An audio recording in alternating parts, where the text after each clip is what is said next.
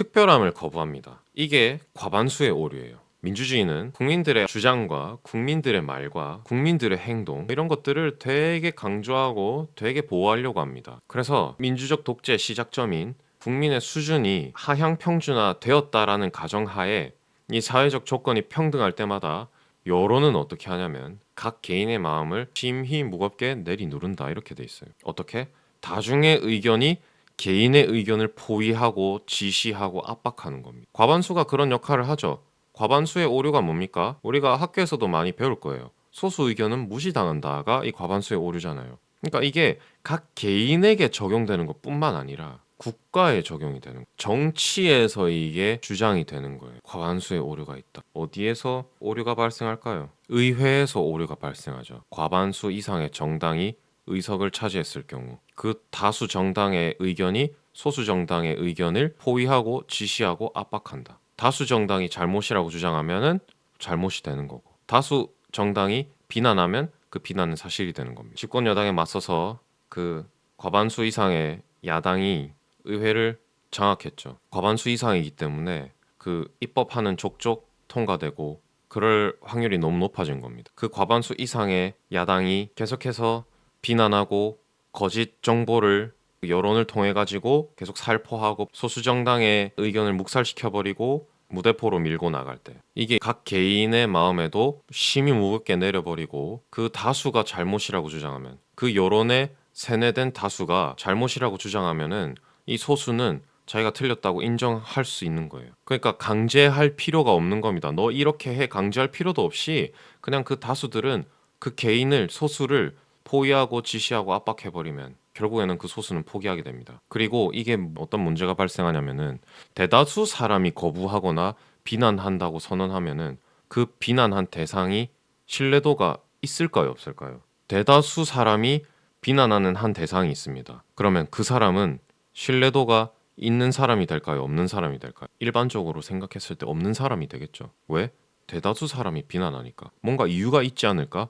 사람들은 그렇게 세뇌됩니다. 윤석열 대통령의 파면이 탄핵이 결국 그렇게 됐다고 봐야 돼요. 윤석열 대통령 한 명을 향해서 수많은 이들이 비난하고 거짓 정보를 내세우고 그래가지고 윤석열 대통령에 대한 신뢰도가 하락한 겁니다. 국민들은 깨어났지만 그 신뢰도가 하락한 거예요. 그렇기 때문에 그 윤석열 대통령의 증언과 윤석열 대통령 측에서의 내세우는 어떤 증거 자료들을 믿기가 힘들어진 겁니다. 그런 식으로도 해석할 수가 있어요. 그러니까 민주주의가 공부하면 공부할수록 답이 될 수 없음을 너무나도 극명하게 알려주고 있습니다. 이러한 사람들의 특징이 있습니다. 아까도 얘기했듯이 평등을 강조해야 되기 때문에 평등을 강조해야 되고 그 평등의 수준이 낮아야 돼요. 평등의 수준을 상향 평준화하기에는 실질적으로 불가능하기 때문에 그렇기 때문에 누구들을 계속 때려잡죠. 특권 계층을 때려잡죠. 위계 질서 무시합니다. 뭔가 중개자로서의 신분, 여기서는 종교계에 있는 사람들, 신과 인간을 잇는 중개자 신분 무시합니다. 특권 계층 무시합니다. 모든 종류의 특별한 모임들을 극도로 혐오하는 거예요. 왜? 특별한 모임이란 평등하지 않으니까. 어떤 모임일까요? 각 대기업 대표들의 회동 만찬 그런 거 극도로 혐오하겠죠. 한 회사의 이사진들, 경영진들 모임 이런 거 싫어할 수도 있습니다. 그러니까 이런 것들을 뿌리 깊게 싫어한다라는. 그리고 두 번째, 중앙 정부의 실제 권력을 모두 다 집중하려고 준비하는 민주국가들. 이거는 현재 우리나라가 될 수 있습니다. 그렇죠? 이런 민주국가들은 곧 뭘 한다? 진정한 민주주의 뿌리에 독을 뿌린다. 그다음 세 번째, 민주적 국가들은 결국 어떻게 됩니까? 국민들 수준 평등화를 이뤄내죠. 그러면은 수준의 평등화가 되면은 조건의 평등화가 됩니다. 그냥 그 조건 자체를 다 똑같이 시작하는 거예요. 그냥 출발선을 똑같이 놔버리는 겁니다. 저기 먼저 가 있는 사람들 데리고 와가지고 야 다시 출발선에서 똑같이 시작해. 여자들은 약하니까 먼저 간 남자들 다시 출발선에 세워서 똑같이 시작해버려. 그렇게 규격화시켜버리는 거예요. 하나씩 하나씩 자세히 볼게요. 위계질서, 중개자 신분, 특권, 모든 종류의 특별한 모임들을 뿌리 깊게 싫어한다. 복잡성과 다양성은 보통 사람들이 음미하기엔 짜증스럽게 어렵다. 자, 이거 진짜 너무 중요한 말이죠. 여러분들 복잡한 거, 다양한 거, 고려하는 거 즐깁니까? 싫어합니까? 저는 즐겨요. 근데 저는 보통 사람이 아니니까. 복잡성과 다양성은 보통 사람들이 음미하기에는 짜증스럽게 어렵습니다. 복잡한 거 다 일일이 고려하고 다양성을 일일이 다 고려하는 거 힘들어요. 그러니까 이런 괴로움이 결국에는 뭐로 격상이 된다고요? 혐오로 격상이 되는 겁니다. 심지어 초자연적인 존재나 신과 인간을 잇는 사제들도 민주적 사회의 종교에서는 흐릿해져 간다. 이 복잡하고 다양한 우리가 알 수 없는, 우리가 이해할 수 없는 영역이기 때문에 짜증이 나죠. 화가 나죠. 화가 나니까 혐오로 이어집니다. 그러니까 특별 계층, 중개자, 신의 중개자, 신분을 가진 이들 혐오하는 겁니다. 이들도 특별하잖아요. 그렇죠? 목사님들 특별하지 않습니까? 선교사들 특별하죠. 혐오할 수밖에 없는 거예요. 그러니까 민주적 사회에서는 종교의 힘이 흐릿해져 간다. 그래서 평균적인 인간은 그냥 단순한 관계를 선호하는 거예요. 개인이 신을 직접적으로 맞닥뜨리든 개인이 개인을 직접적으로 맞닥뜨리든 단순한 체계와 단순한 질서와 단순한 관계를 선호하는 겁니다. 그러니까 이러한 평균적인 인간에게 필요 이상의 권력을 주는 순간 어떻게 되겠어요? 사회가 만들어 놓은 복잡하리만큼 다양한 체계가 질서가 단순해지고 결국 무너지게 되는 겁니다. 두 번째, 중앙 정부의 실제 권력을 모두 다 집중하려고 준비하는 민주국가. 이러한 국가들은 곧 진정한 민주주의 뿌리에 독을 뿌린다. 이게 무슨 말일까요?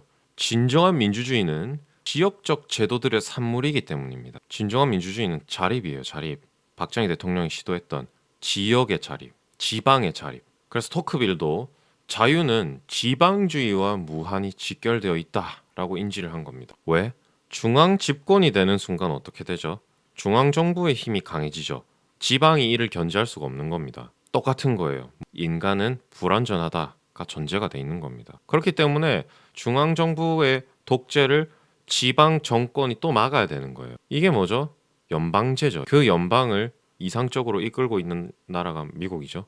뭐 연방과 지방은 조금 다릅니다. 그렇지만 어찌됐든 간에 중앙 정부, 중앙 집권 체제를 막기 위한 상호 견제 도구는 확실한 거예요. 그러니까 반대로 생각하자면은 통합은 독재와 혁신의 도구가 되는 겁니다. 통합되면 당연히 독재가 되는 게 맞죠. 근데 혁신은 또 뭘까요? 통합이 되는 순간 부정적이든 긍정적이든 혁신이 이루어질 수밖에 없습니다. 하나로 모아지잖아요. 그럼 그 하나로 모아진 그 움직임 자체가 이전의 체제와는 완전히 다른 체제로 갈 수 있는 거예요. 프랑스 대혁명이 그렇죠. 프랑스의 구체제 앙시앵 레짐이라고 하는 것도 이전의 어떤 유럽 사회의 질서들, 기독교적인 질서를 의미하는 겁니다. 통합은 보수적인 도구가 아닙니다. 통합은 혁신적인, 개혁적인, 진보적인 도구인 거예요. 또 통합은 수많은 유서 깊은 이해 집단들을 단 한 번의 혁명적 폭력으로 전복할 수 있게 해줬다. 그러니까 어찌됐든 간에 하나로 모이면 안 되는 겁니다. 하나로 모였을 때 이 하나로 모임 집단이 진짜 폭력적인 일을 저지를 수도 있고 진짜 이상적인 체제들을 그리고 법 안에 있는 체제들을 갖고 나갈 수도 있는 거예요. 그러니까 둘 중에 하나란 말이죠. 긍정적인 방향, 부정적인 방향. 굳이 그러한 리스크를 짊어질 필요가 있을까요? 그리고 그건 리스크가 아니라 거의 확실시 되는 겁니다. 인간은 불완전하기 때문에. 그 중앙정부 체제로 가게 되는 순간 필히 그자들은 독재 유혹에 빠지게 되고 독재를 할 수밖에 없게 돼 있어요. 역사가 그걸 증명합니다. 그러니까 이 민주주의에 독을 뿌린다는 게 이상한 사상과 이상한 체제들 뿌리게 되는 겁니다. 그리고 그걸 견제할 수가 없게 돼요. 지금의 우리나라랑 똑같지 않습니까? 지금 우리나라도 견제가 됩니까? 상호 견제가 돼요? 안 되죠. 그러니까 민주주의는 답이 될 수가 없는 겁니다. 세 번째, 결국 어떻게 되냐?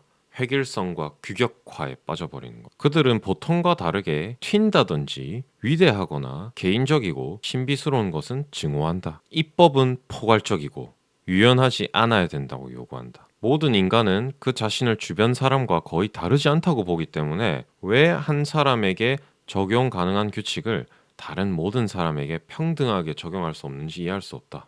따라서 아주 사소한 특권도 그의 이성으로는 불쾌한 일이다. 계급과 신분 제도가 사라지면 남과 달라지려는 혹은 특징이 두드러진 개인이 되려는 욕구는 곧 적어진다. 충격적인 말이죠. 우리나라가 지금 이렇게 가고 있는 것 같지 않습니까? 보통과 다르게 튄다든지 위대하거나 개인적이고 신비스러운 것 우리나라가 증오하고 있지 않나요? 입법은 포괄적이어야 한다고 얘기하지 않나요? 모든 인간은 주변 사람들과 거의 다르지 않다고 보기 때문에 왜 한 사람한테 적용 가능한 걸 다른 사람한테 적용할 수 없죠?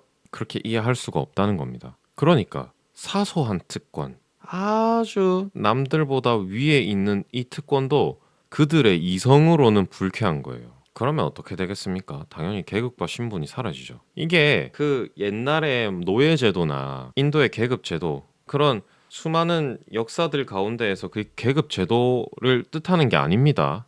이거는 굳이 따지자면 귀족들, 그리고 앞서 언급한 신사들, 그리고 지도자들을 뜻하는 거예요. 특징이 두드러진 개별적인 특별한 개인이 되려는 욕구가 사라지게 되어 있죠.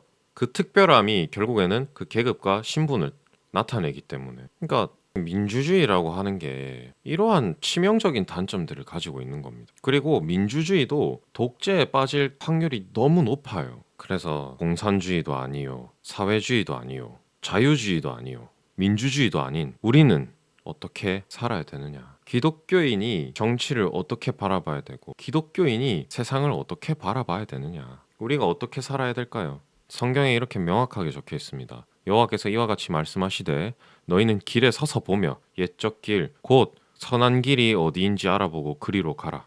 너희 심령이 평강을 얻으리라 하나 그들의 대답이 우리는 그리로 가지 않겠노라 하였으며, 하나님이 이 예레미야를 통해서 이스라엘 백성들한테 어떻게 말씀하시냐면은 내가 너희를 인도했다. 그리고 명확하게 너희들이 가야 될 길을 지도자들, 선지자들을 통해서 보여줬는데 너네들이 그리로 가지 않았다. 이렇게 얘기를 하시는 겁니다. 근데 여기서 특별한 단어가 있어요. 옛적 길, 곧 선한 길입니다. 물론 아브라함 때, 이삭, 야곱 이때는 먼 미래의 일을 보여주셨습니다. 약속을 보여주셨어요. 네 자손이 별과 같이, 그리고 땅의 모래와 같이 많아질 것이다. 가나안 땅을 주겠다. 천하 만민이 복받는 대로 돌아오겠다. 너를 통해서 믿음의 조상이 될 거다. 근데 이 포로된 이스라엘 백성들한테는 뭐라고 얘기를 합니까? 옛적 길, 곧 선한 길. 그 길을 지도자들을 통해서 알려줬다는 거예요. 파수하는 자들을 통해서 알려줬다는 겁니다. 이 길의 방향을. 우리는 미래에 대해서 알 수가 없습니다.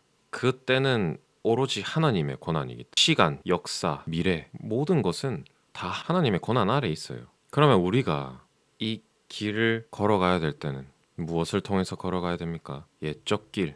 이때까지 걸어왔 선진들의 모습을 보고 선한 것을 검증한 다음에 가야 되는 겁니다. 하나님이 보시기에 선한 것, 그게 어디인지 알아보고 그리로 가라. 보수주의의 시작이 이 말씀 구절에서 나옵니다. 우리는 미래를 알 수 없고 미래를 예측할 수도 없고 미래를 대비해서 갈 수도 없습니다. 오직 우리가 대비할 수 있는 건 역사를 보고, 그리고 믿음의 선진들의 시행착오를 보고 그 중에서 하나님의 뜻이 무엇인지 알아보고 그리로 가는 수밖에 없습니다. 이게 우리가 정치를 대하고 우리가 역사를 대하고 우리가 세상을 바라보는 마음가짐이 돼야 되는 거예요. 그리고 또한 우리는 이러한 태도들을 가져야 되는 거예요. 기독교인은 두 가지의 특성을 동시에 탑재해야 됩니다. 첫 번째는 정통성이고요. 두 번째는 유동성입니다. 정통성에 포함되는 핵심 키워드는 절대적 기준, 시행착오, 비판의지예요. 유동성에 포함되는 키워드, 고유화, 현지화, 다양화가 있습니다. 자, 절대적 기준은 뭘까요?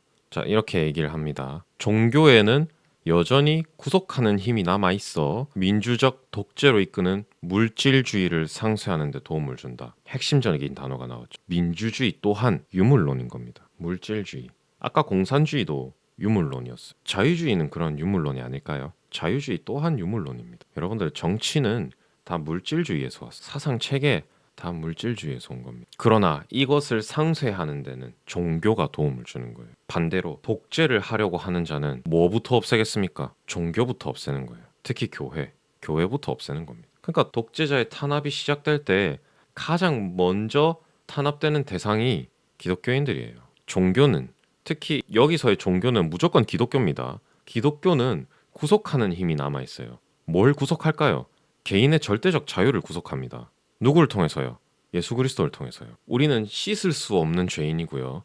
그 씻을 수 없는 죄인인 우리가 누구를 통해서 용서함을 받았고 누구를 통해서 이 죄를 씻음 받았습니까?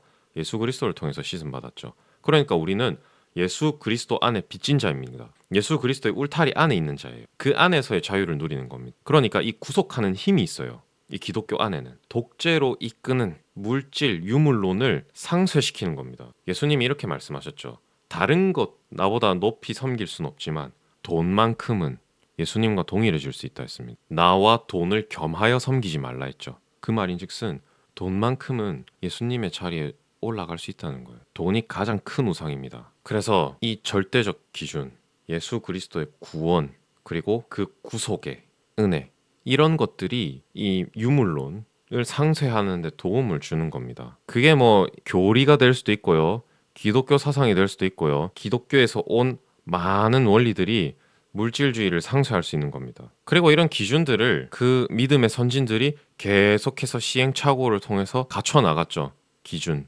어떠한 신학적인 체계일 수도 있고 교리적인 것들일 수도 있고 그러한 시행착오 또한 우리가 가져야 되는 겁니다. 살아가면서. 시행착오 얼마든지 있을 수 있다. 왜? 우리는 완전하지 않기 때문에. 하나님은 시행착오가 없으시죠. 하나님은 계획 그 자체이시고 그리고 그걸 실행하시고 그걸 이루어 가십니다. 그러나 우리는 그럴 수 없어요. 시행착오가 무조건 있습니다. 그러니까 우리가 잘못된 길로 갈 때, 어느 누군가, 어느 집단이 잘못된 길로 갈 때 우린 끊임없이 비판할 수 있어야 되는 거예요. 비판해야만 합니다. 그 정통성을 지키기 위해서. 우리가 수호해야 되는 그 가치, 기독교 사상과 교리와 하나님의 말씀을 수호하기 위해서, 그 복음을 수호하기 위해서 우리는 끊임없이 비판할 수 있어야 돼요. 이것이 기독교인이 가져야 되는 첫 번째 태도, 정통성입니다. 그렇다면 두 번째 태도는 유동성이죠. 이걸 무차별적으로 강조하지 말라는 겁니다. 기독교는 또한 다양성을 강조하죠. 이 보수의 정신이라는 책을 쓴 러셀 커크는 이렇게 말합니다. 획일성은 고매한 존재가 되고자 하는 인간의 분투를 가로막는다. 우리가 지식이 풍성하고 너무나도 잘 알고 있다 해서 그걸 다른 사람에게 강요하면 안 돼요.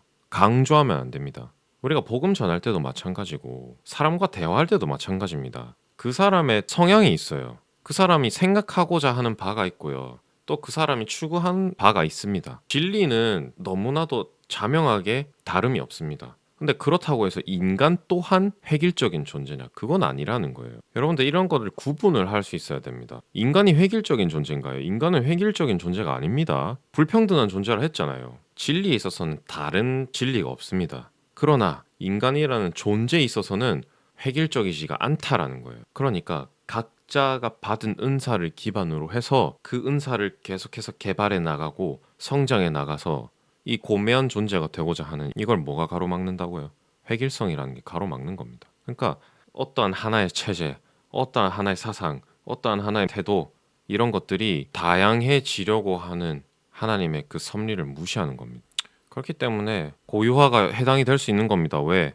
인간은 모두가 고유한 은사를 가진 존재이기 때문에 그 고유한 존재들에게 맞춰서 유동성을 가질 필요가 있다는 거예요. 뭘 대하든지 간에 거기에 맞춰갈 필요가 있다는 겁니다. 그러니까 이게 고유화랑 시행착오랑 또 엮여질 수 있는 거예요. 그렇게 고유화, 현지화, 다양화되기 위해서는 필수적으로 시행착오를 거쳐야 되는 겁니다. 인간은 불완전하기 때문에 어느 하나를 단번에 완벽하게 해낼 수가 없는 존재들인 겁니다. 그래서 우리들은 이러한 전통성을 수호해 나가는, 절대적인 기준을 계속해서 수호해 나가는 그런 태도들이 필요하고, 그리고 그 안에서 이것들을 계속 완성해 나가는 데 있어서 시행착오가 필요하다. 우리는 시행착오를 겪으면서 성장할 수밖에 없다라는 것을 우리가 알아야 되고, 그리고 누군가가 또 다른 길로, 샛길로 빠져나가려고 할 때 돌아오게끔 하는 그러한 비판 의지를 계속해서 보여줄 수 있어야 되는 겁니다. 그렇다고 해서 강요하고 강조하고 독재적으로 이끌어갈 수도 없는 거예요. 왜? 인간은 각자가 고유하고 다양한 존재이기 때문에 거기에 맞춰서 이것들을 세팅할 수 있는 그러한 지혜로움도 가져야 된다는 겁니다.